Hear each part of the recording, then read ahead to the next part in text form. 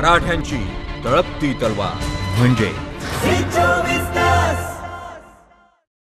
आज खूप महत्त्वाची बाब होती। एल्गार कोरेगाव भीमाबाबत एक विधान होतं की हे टाळता आलं असतं, पोलिसांनी केलं नाही, त्यांचा अपयश होतं। महत्त्वाची स्टेटमेंट जबाब जो आहे तो पवारसाहेबांनी नोंदवला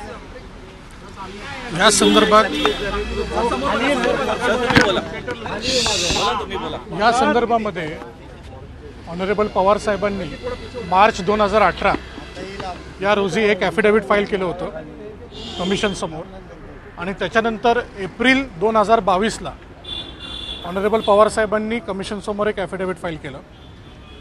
या दोन्ही ॲफिडेव्हिटमध्ये सर्वात महत्त्वाचा मुद्दा असा होता की कमिशननी भीमा कोरेगाव कमिशन या आयोगाने जे एक पब्लिक अपील केलं होतं, या पब्लिक अपीलमध्ये त्यांनी अशी एक रिक्वेस्ट केली होती प्रॉमिनंट पॉलिटिकल लीडर्सला की हे जे राईट्स घडले याची कधीही फ्युचरमध्ये पुनरावृत्ती न होण्यासाठी क्रिमिनल लॉमध्ये किंवा IPCमध्ये काय प्रपोज अमेंडमेंट्स करता येतील का। तो ऑनरेबल पवार साहेबांनी 2-3 भूमिका जे स्पेसिफिकली घेतल्या या दोन्ही ॲफिडेव्हिटमध्ये, ते असे आहेत की कुठल्याही पॉलिटिकल ऑर्गनायझेशनच्या विरोधात किंवा कुठल्याही व्यक्तीच्या विरोधात त्यांना आरोप करायचे नव्हते। ह्याच्यामध्ये येणाऱ्या काळामध्ये क्रिमिनल लॉमध्ये किंवा IPCमध्ये काय सुधारणा केल्या जाऊ शकतील जेणेकरून परत राईट अवॉइड करता येईल, त्यासाठी पोलिसांना, एक्झिक्युटिव्ह मॅजिस्ट्रेटला, CRPCमध्ये, क्रिमिनल प्रोसिजर कोडमध्ये अजून काय पॉवर्स देण्यात येतील किंवा दिली जाऊ शकतात, असे काही प्रपोज्ड अमेंडमेंट्स त्यांनी या ॲफिडेव्हिटमध्ये मांडले होते। या ॲफिडेव्हिटचा सर्वात महत्त्वाचा मुद्दा असा होता की घडलेली घटना 1 जानेवारी 2018बद्दल ऑनरेबल पवार साहेबांना पर्सनल नॉलेज किंवा फॅक्च्युअल नॉलेज नव्हतं। जे काय आहे न्यूजपेपर्सच्या माध्यमातून, मीडियाच्या माध्यमातून जी बातमी मिळाली त्या अनुषंगाने ते ॲफिडेव्हिट फाइल केले होते। सर, हिंदी में भी जानना चाहेंगे कि आज शरद पवार जी खुद आए थे अपना स्टेटमेंट दर्ज कराने के लिए। कई लोगों को और समन किया था, कहा था कोर्ट ने कि अगर वो आना चाहें, लेकिन आए अकेले शरद पवार।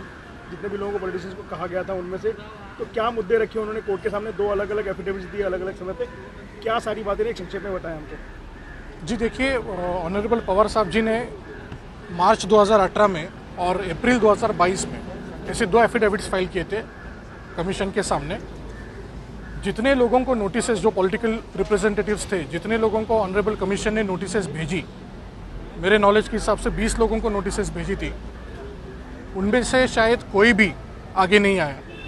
बट ऑनरेबल पवार साहब को लगा कि इसमें कुछ नोटिसेस को, अपील को ऑनर करके एफिडेविट फाइल कर लेने चाहिए, और उन्होंने ऐसे एफिडेविट्स फाइल किए थे जिनमें 2-3 मुद्दे ज़रूरी थे, फंडामेंटल थे।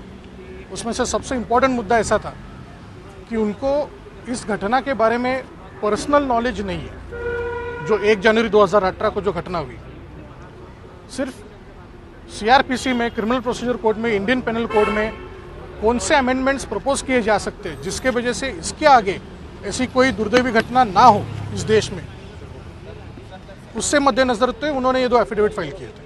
सर, 124A बद्दल त्यांनी नेमकं काय मत आयोगासमोर मांडलेलं? सेक्शन 124A इंडियन पेनल कोडबद्दल ऑनरेबल पवार साहेबांनी असं मत मांडलेलं आहे की ह्या कलमाचा दुरुपयोग करून कधीही कोणाच्या विरोधात चुकीच्या पद्धतीने हा कलम लागू न करता अटक नाही केली पाहिजे, पण लोकशाही पद्धतीनं आणि पीसफुल, म्हणजे शांतता राखून जर का कोण प्रोटेस्ट करत असेल तर त्यांच्या विरोधात हा कलम लागू न करण्यात यावा।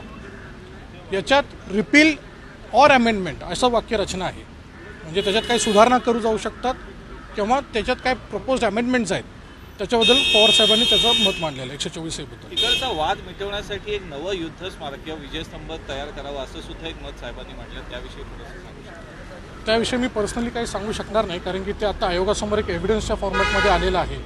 अजून ते एव्हिडन्स कसं फॉर्म्युलेट झालेलं ते अजून आम्हाला बघायचं आहे। पवार साहेबांच्या त्याबद्दल एक मत जे मांडलेलं आहे त्यांनी की विजयस्तंभ हा वेगळा पार्ट असावा, त्याचबरोबर कारण का जो काही वाद आहे अनेकांनी नेम प्लेट लावलेले आहेत त्यांच्या, त्यामुळे वाद होतो, ते वेगळं असावं हे त्यांनी स्पष्ट मत मांडलेलं आहे।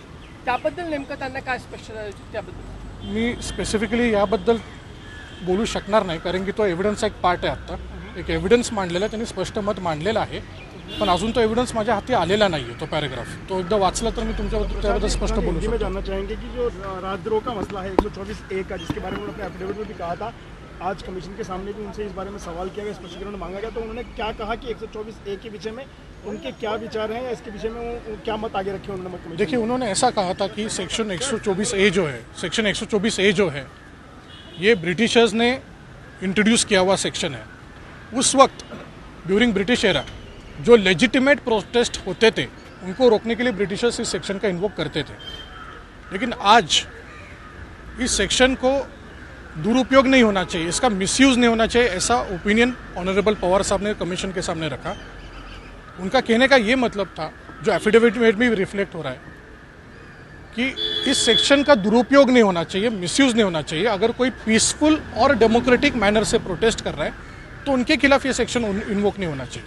तो खुद राज्यसभा सांसद है, तो इस बारे में उन्होंने कहा कि मामला उठाएंगे आगे. दोन प्रश्न की आहेत. फक्त जबाबदारी टाळली पोलिसांनी हे थांबवता आलं असतं. आणि दुसरं एल्गार परिषदेची जी भाषणं झाली त्यावरनं कोणाला राष्ट्रद्रोही ठरवता येत नाही, याबाबत काय सांगता?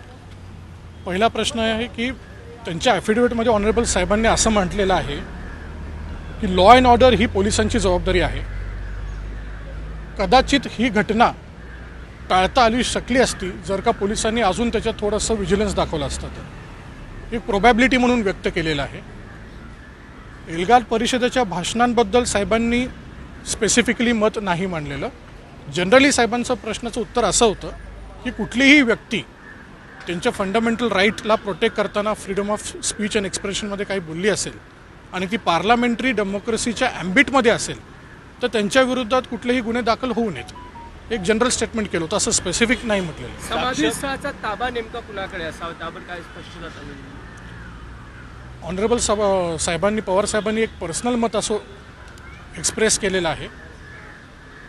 समाधी स्थळाचा ताबा हा राज्य शासनाकडे असला हे चांगलं होईल आणि राज्य शासनाने अपॉइंट केलेली कुठली ॲडमिनिस्ट्रेटिव्ह बॉडी त्याचं मॅनेजमेंट करत असेल तर त्याचं चांगलं होईल. म्हणजे that is in the betterment of law and order.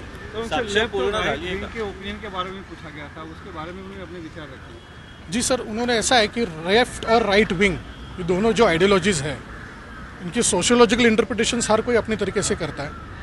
साहब ने उनको काफ़ी रिस्ट्रिक्टिव तरीके से अपना इंटरप्रिटेशन रखा है जो अभी आयोग के सामने, इसलिए हम लोग उनके बारे में बोल नहीं सकते कि it's a part of evidence ना. It was a general statement, it was not pointed to anybody. Clear कर रहे थे कि एल्गार परिषद अलग है और भीमा कोरेगांव हिंसा अलग है, तो क्या बताना चाह रहे थे? उनका स्पेसिफिक फंडामेंटल स्टैंड रहा है शुरू से कि भीमा कोरेगांव जो एपिसोड है और एल्गार परिषद ये दो अलग, फंडामेंटली अलग एपिसोड्स हैं और उनको आपस में कोई कनेक्शन नहीं है. ये सब उनका स्टैंड. डावी विचारसरणी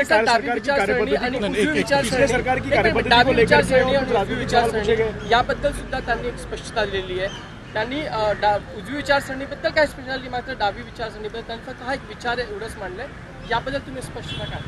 त्याच्याबद्दल स्पष्टता देण्यासारखं काहीच नाही आहे, कारण की तो एव्हिडन्सचा पार्ट आहे. सोशियोलॉजीमध्ये राईट विंग आणि लेफ्ट विंगची प्रत्येकाची आपापली व्याख्या आहे. साहेबांनी त्यांच्या अनुभवातून त्यांची व्याख्या मांडलेली आहे. प्रशांत जी, कुछ सवाल ऐसे भी थे जो पिछली सरकार की कार्यपद्धति को लेकर के थे, राजनीतिक टोनर थे. खुद कमीशन ने मना किया कि वो क्वेश्चन डिसअलाउड किए, तो वो किस तरह के सवाल थे या क्यों मना किया गया आपको लगता है? कमीशन का टर्म्स ऑफ रेफरेंस है, उस टर्म्स ऑफ रेफरेंस के अनुसार कोई भी क्वेश्चंस अगर पूछे जाएंगे तो only that questions will be allowed. Terms of reference K beyond जाके अगर कोई क्वेश्चन सिर्फ पॉलिटिकल माइलेज के लिए पूछे जा रहे तो वो क्वेश्चंस नेचुरली डिसअलाउ होने चाहिए. सर, साक्ष पूर्ण झाली आहे का, उद्या परत यावं लागेल? साक्ष पूर्ण झालेली आहे. थँक्यू.